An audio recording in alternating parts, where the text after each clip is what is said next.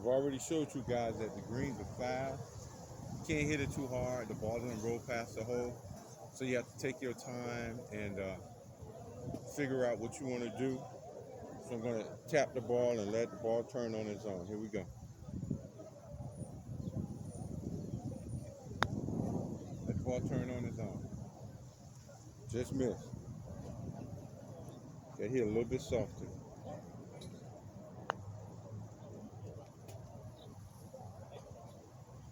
Just missed.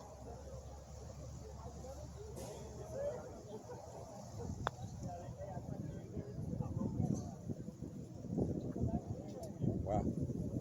40 degrees are fast. Gotta tap it.